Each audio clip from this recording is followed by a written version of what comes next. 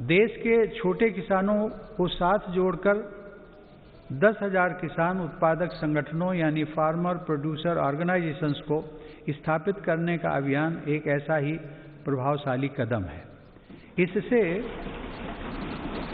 इन छोटे किसानों को समृद्ध किसानों की तरह बेहतर तकनीक, ज़्यादा ऋण, पोस्ट हार्वेस्टिंग प्रोसेसिंग एवं मार्केटिंग की सुविधाएं और प्राकृतिक आपदा के समय सुरक्षा मिलनी सुनिश्चित हुई है।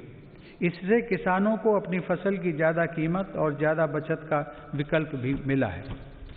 माननीय सदस्यगण, व्यापक विमर्श के बाद संसद ने 7 महीने पूर्व 3 महत्वपूर्ण कृषि सुधार, कृषक उपज व्यापार और कृषक संवर्धन और सरलीकरण विधेयक, कृषि सशक्तिकरण और संरक्षण, कीमत आश्वासन और कृषि सेवा करार विधेयक और आवश्यक वस्तु संशोधन विधेयक पारित किए हैं। इन कृषि सुधारों का सबसे बड़ा लाभ भी 10 करोड़ से अधिक छोटे किसानों को तुरंत मिलना शुरू हुआ।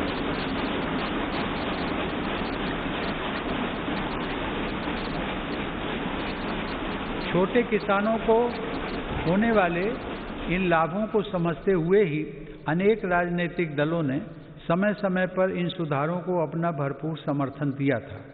देश में अलग अलग फोरम पर देश के हर क्षेत्र में 2 दशकों से जिन सुधारों की चर्चा चल रही थी और जो मांग हो रही थी, वह सदन में चर्चा के दौरान भी परिलक्षित हुई। वर्तमान में इन कानूनों का अमलीकरण देश की सर्वोच्च अदालत ने स्थगित किया हुआ है। मेरी सरकार उच्चतम न्यायालय के निर्णय का पूरा सम्मान करते हुए उसका पालन करेगी। लोकतंत्र और संविधान की मर्यादा को सर्वोपरि रखने वाली मेरी सरकार इन कानूनों के संदर्भ में पैदा किए गए भ्रम को दूर करने का निरंतर प्रयास कर रही है। मेरी सरकार ने लोकतंत्र में अभिव्यक्ति की आज़ादी और शांतिपूर्ण आंदोलनों का हमेशा सम्मान किया है, लेकिन पिछले दिनों हुआ तिरंगे और गणतंत्र दिवस जैसे पवित्र दिन का अपमान बहुत दुर्भाग्यपूर्ण है। जो संविधान हमें अभिव्यक्ति की आज़ादी का अधिकार देता है, वही संविधान हमें सिखाता है कि कानून और नियम का भी उतनी ही गंभीरता से पालन करना चाहिए। मेरी सरकार ये स्पष्ट करना चाहती है कि 3 नए कृषि कानून बनने से पहले पुरानी व्यवस्थाओं के तहत जो अधिकार थे तथा जो सुविधाएं थी, उनमें कहीं कोई कमी नहीं की गई है, बल्कि इन कृषि सुधारों के जरिए सरकार ने किसानों को नई सुविधाएं उपलब्ध कराने के साथ साथ नए अधिकार भी दिए हैं।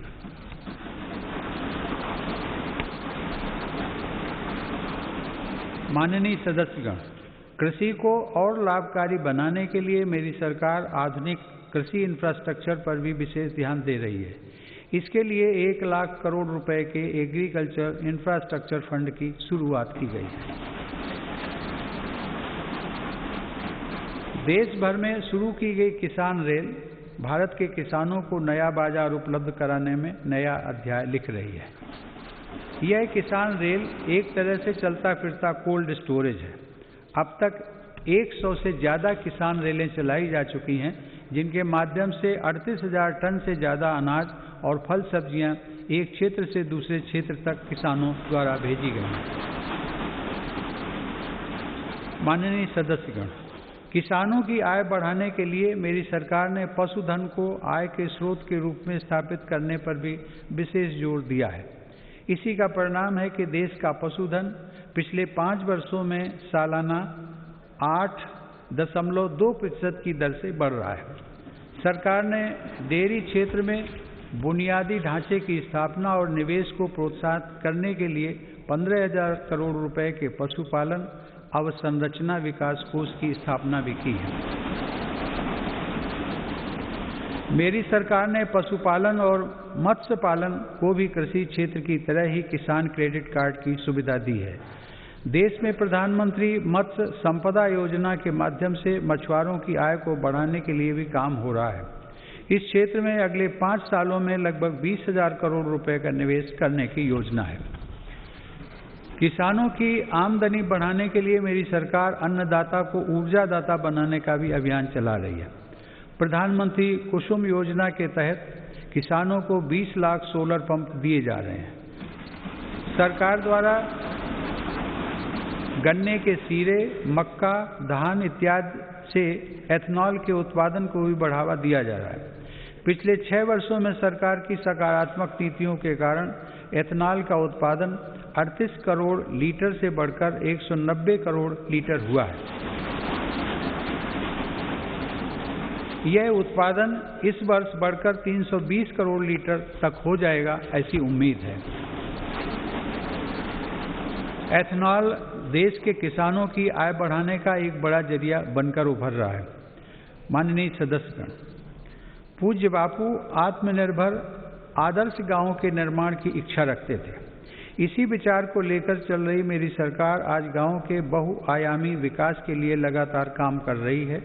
गांव के लोगों का जीवन स्तर सुधरे, यह मेरी सरकार की प्राथमिकता है। इसका उत्तम उदाहरण 2014 से गरीब ग्रामीण परिवारों के लिए बनाए गए 2 करोड़ घर हैं।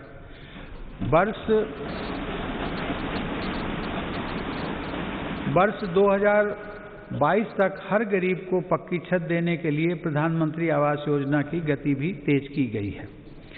मेरी सरकार द्वारा शुरू की गई स्वामित्व योजना से अब ग्रामीणों को उनकी संपत्ति पर कानूनी हक मिल रहा है।